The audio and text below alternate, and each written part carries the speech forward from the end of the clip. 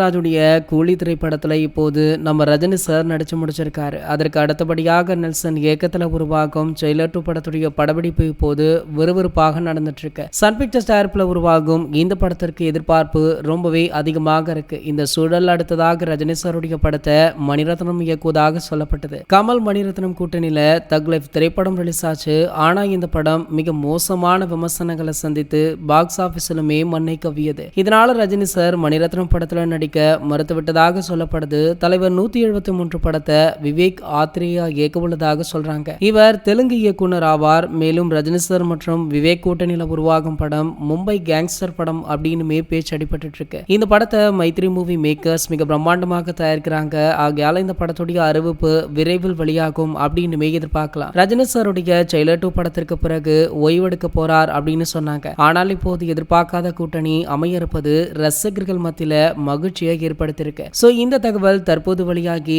தலைவர் ரசிகர்களை கொண்டாட வச்சிருக்கு அப்படின்னு தான் சொல்லணும். சோ இதன் அடுத்து பாத்தீங்கன்னா சூப்பர் ஸ்டார் ரஜினிகாந்த் அவர்கள் அடுத்தடுத்து ஒரு சில இயக்குநர்களிடமுமே கதை கேட்டும் வராரா. அந்த வகையில பாத்தீங்கன்னா அண்மையில அட்லி அவர்கள் சூப்பர் ஸ்டாருக்கு ஒரு ஸ்டோரி சொல்லியிருக்காரு. அந்த ஸ்டோரியுமே அவருக்கு பிடித்து போக அடுத்து படம் பண்ணலாம் அப்படின்னு சொல்லியிருக்காரு. சோ வெயிட் பண்ணி பார்க்கலாம் என்ன நடக்குது அப்படின்றத. இது போன்ற சினிமா செய்திகளை பற்றி நீங்க உடனே தெரிஞ்சுக்க நம்மளுடைய சேனலை மறக்காம சப்ஸ்கிரைப் பண்ணிக்கோங்க.